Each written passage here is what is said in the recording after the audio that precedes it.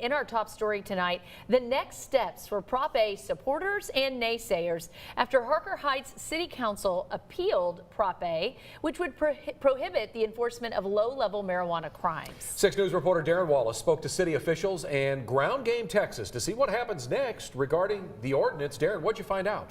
Guys, voters are unhappy that they overwhelmingly supported Prop A, and yet City Council repealed it anyway. But they're not giving up just yet. On November 22nd, the Harker Heights City Council repealed marijuana-based Proposition A.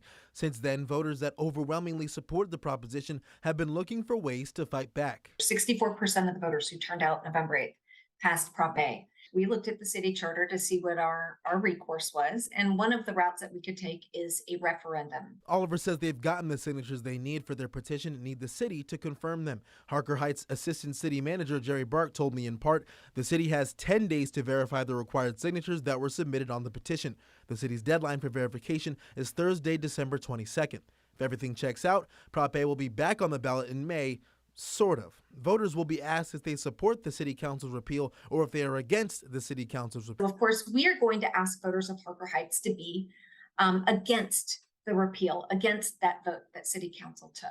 Bark says the biggest reason for the appeal was the ordinance's contradiction with state law, saying in part, the governing body of a municipality, the commissioner's court of a county or a sheriff, municipal police department, municipal attorney, county attorney, district attorney, or a criminal district attorney may not adopt a policy under which the entity will not fully enforce laws relating to drugs. The council had no choice but to repeal the ordinance as it was inconsistent with state law.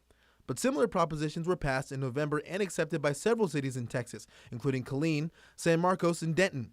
Ground Game Executive Director Julie Oliver says if the repeal is rejected, but City Council repeals the will of the people once again, they'll take it even further, and they're ready to do so. Should the citizens decide to go ahead and pursue recall of all the city council members that voted to repeal Prop A, you could be looking at and the mayor, you could be looking at an entirely new city council in the not too distant future. We're less than 5 months away from the primary vote in May. Oliver says they've gotten more than enough signatures, so it's likely Prop A hits the ballot yet again, guys. Yeah, they got the signatures. Makes sense, but we'll find out where it goes from here. Again, it's just a continual legal battle. Thanks, Darren.